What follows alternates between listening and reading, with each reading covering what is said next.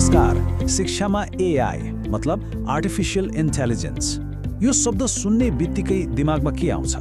सायद गृह कार्य फटाफट सकाउने एउटा सजिलो उपाय, हैन त? तर आज हामी योभन्दा अलिक गहिरो कुरा गर्दैछौँ। एआईलाई कसरी एउटा शक्तिशाली अध्ययन साझेदार बनाएर हाम्रो सिक्ने तरिकामा नि क्रान्ति ल्याउन सकिन्छ भनेर। यो प्रश्नले नै आजको हाम्रो पुरै छलफलको सार बोकेको छ। सोच्नुहोस् त, एआईले गणितको समस्या त सेकेन्डमै सल्भ गरिदेला, तर के यसको मतलब गणित सिकियो त? हो, उत्तर पाउनु र ज्ञान आर्जन गर्नुबीच एउटा ठूलो खाडल छ। आज हामी यही महत्त्वपूर्ण भिन्नतालाई केलाउँदैछौँ। ल, अब यो नयाँ वास्तविकतामा डुबौँ है त। एआई अब हाम्रो शैक्षिक जीवनको एउटा महत्त्वपूर्ण हिस्सा बनिसकेको छ। चाहे हामीलाई मन परोस् वा नपरोस्, राति अबेरसम्म गृह कार्य गर्दा कतै अड्कियोस् वा कुनै जटिल विषयलाई सजिलोसँग बुझ्नु परोस्, एआई हाम्रो साथमा छ। हेर्नुहोस्, एआई कुनै सामान्य प्रविधि मात्रै होइन। यसले शिक्षा क्षेत्रका ठूला चुनौतीहरूलाई पनि सम्बोधन गर्न सक्छ। जस्तै सबैलाई एउटै डालोमा हाल्ने जुन हाम्रो शिक्षण पद्धति छ नि, त्यसलाई तोड्न सक्छ। एआईले हरेक विद्यार्थीको आवश्यकता अनुसार सिकाउन सक्छ अनि शिक्षकहरूको पनि एडमिनिस्ट्रेटिभ कामको बोझ घटाएर उहाँहरूलाई विद्यार्थीमाथि नै ध्यान केन्द्रित गर्न मद्दत गर्छ। अब यो शक्तिशाली प्रविधिलाई कसरी प्रयोग गर्ने भन्ने कुराले नै सबै कुरामा फरक पार्छ। खासमा यहाँ दुईवटा बाटा छन्। के एआईलाई एउटा छिटो उत्तर दिने साधन मात्रै बनाउने वा एउटा सिकाउने शिक्षकको रूपमा प्रयोग गर्ने? र यो भिन्नता यहाँ एकदमै स्पष्ट देखिन्छ। हेर्नुहोस् त, एकातिर एउटा प्रम्प्ट छ जसले सिधै कोड लेख्न लगाउँछ, यो भयो साधनको प्रयोग। अर्कोतिर अर्को प्रम्प्टले कुनै विषय बुझाइदिन आग्रह गरेको छ, यो भयो शिक्षकको भूमिका। पहिलोले तत्कालको लागि काम त सकाउँछ, तर दोस्रोले भविष्यको लागि सिप निर्माण गर्छ। एआईलाई एउटा साधनको रूपमा प्रयोग गर्नु एकदमै आकर्षक लाग्न सक्छ, किनभने यो छिटो छ, सजिलो छ। तर यसले उत्तर पाउनु र उत्तर साँच्चै बुझ्नु बीचमा एउटा खतरनाक खाडल सिर्जना गर्छ। यस्तो कोड वा टेक्स्ट बनाइदिन्छ जुन हामी आफैले व्याख्या गर्न सक्दैनौँ, र यसले हाम्रो सिकाइलाई अगाडि बढ्न दिँदैन। तर यसको ठिक उल्टो, जब हामी एआईलाई शिक्षकको मानसिकताले प्रयोग गर्छौँ, यो 24 घण्टा उपलब्ध हुने एउटा उत्कृष्ट सिकाइ उपकरण बन्छ। यसले हामीलाई उत्तर मात्र दिँदैन, बरु स्पष्टीकरण र सङ्केत दिन्छ। यसले हामीलाई उत्तरसम्म पुग्ने प्रक्रिया बुझ्न मद्दत गर्छ र भविष्यका समस्याहरू समाधान गर्ने सिप निर्माण गर्छ। ल, त्यसो भए व्यवहारमा यो कस्तो देखिन्छ त? आउनुहोस्, अब विद्यार्थीहरूले प्रयोग गरिरहेका केही वास्तविक एआई उपकरणहरू हेरौँ। यहाँ केही चर्चित एआई उपकरणहरू छन्। ग्रामरलीले लेखन र व्याकरणमा मद्दत गर्छ। नोसन एआईले नोटहरूलाई राम्रोसँग व्यवस्थित र सारांश बनाउन सघाउँछ। च्याटजीपीटीले विभिन्न प्रश्नहरूको जवाफ र स्पष्टीकरण दिन्छ। अनि वोल्फ्राम अल्फा जस्ता उपकरणले त जटिल शैक्षिक समस्याहरू समाधान गर्न नै मद्दत गर्छन्। यी सबैले अध्ययनलाई सहज बनाउन सक्छन्। तर महत्त्वपूर्ण कुरा फेरि पनि वही हो, यिनीहरूलाई कसरी प्रयोग गरिन्छ। तर हेर्नुहोस्, चाहे जुनसुकै उपकरण होस्, त्यसबाट उत्कृष्ट नतिजा निकाल्ने रहस्य एउटै हो, एआईसँग सही तरिकाले कुरा गर्ने कला हो। एआई संवादमा महारत हासिल गर्नु सबैभन्दा महत्त्वपूर्ण कुरा हो।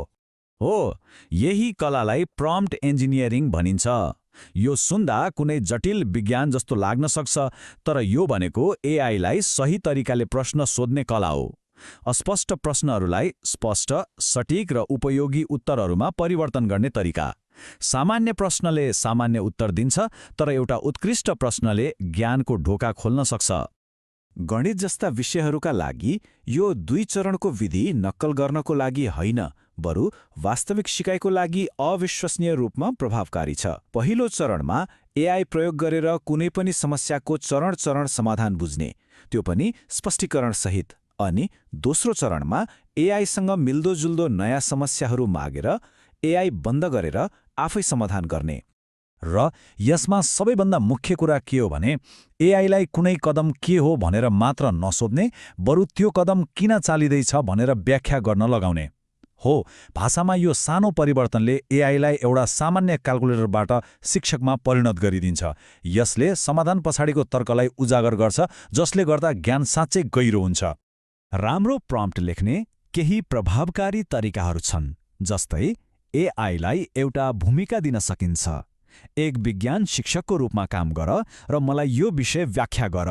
वा विचार श्रृङ्खला प्रयोग गर्न सकिन्छ जसमा एआईलाई ल यसलाई चरण चरणमा समाधान गरौँ भनेर सोधिन्छ। यस्ता निर्देशनहरूले एआईलाई सही सन्दर्भ दिन्छ, जसले गर्दा हामीले पाउने जवाफ धेरै सटिक र उपयोगी हुन्छ। अनि अर्को एउटा शक्तिशाली प्रविधि छ प्रम्प्ट चेनिङ। यो भनेको एआईसँग एकपटक मात्र सोधेर नरोकिनु हो। यो एक किसिमको संवाद हो, ब्रेनस्टर्मिङ जस्तै। पहिलो जवाफमा चित्त नबुझे थप निर्देशन दिएर त्यसलाई परिमार्जन गर्न सकिन्छ। पहिले एउटा सारांश माग्ने अनि त्यो सारांशलाई बुदामा बदल्न लगाउने। यो प्रश्न उत्तर मात्र होइन, एउटा सहकार्य हो। ल अब यी सबै कुराहरूलाई एकै ठाउँमा ल्याएर वास्तविक लक्ष्यको बारेमा कुरा गरौँ, जुन कुनै एउटा असाइनमेन्टभन्दा धेरै ठूलो छ, उत्तरभन्दा परको सिकाइ। यो कुरामा जोड दिनु एकदमै महत्त्वपूर्ण छ। शिक्षाको लक्ष्य भनेको केवल पूरा भएको असाइनमेन्ट होइन, यो त त्यसबाट प्राप्त भएको ज्ञान हो। गृहकार्य त केवल एउटा माध्यम हो, तर ज्ञान नै अन्तिम लक्ष्य हो। र एआईको प्रयोग पनि यही वास्तविक उद्देश्यलाई समर्थन गर्न हुनुपर्छ। र यो कुरा सधैँ याद राखौँ, सिकाइ भनेको सङ्घर्षबाटै हुन्छ। कुनै समस्यामा अल्मलिनु, त्यसलाई विभिन्न कोणबाट हेर्नु, यो प्रक्रियाले नै हाम्रो सोच्ने क्षमताको विकास गर्छ। तर तत्काल उत्तर पाउने लोभले हामीलाई यो महत्त्वपूर्ण सङ्घर्षबाट वञ्चित गराउँछ र सिक्ने अवसर नै गुम्छ। त्यसो भए एआईको प्रयोगमा सही र गलत कसरी छुट्याउने त? त्यो नैतिक रेखा कहाँ छ? यसको लागि एउटा सरल नियम छ। यदि तपाईँले पेश गरेको कोडको हरेक लाइन तपाईँले त्यो दृष्टिकोण किन रोज्नुभयो र त्यसका विकल्पहरू के थिए भनेर व्याख्या गर्न सक्नुहुन्छ भने तपाईँ ठिक हुनुहुन्छ। स्वामित्व र समझ नै शैक्षिक इमान्दारीको आधार हो।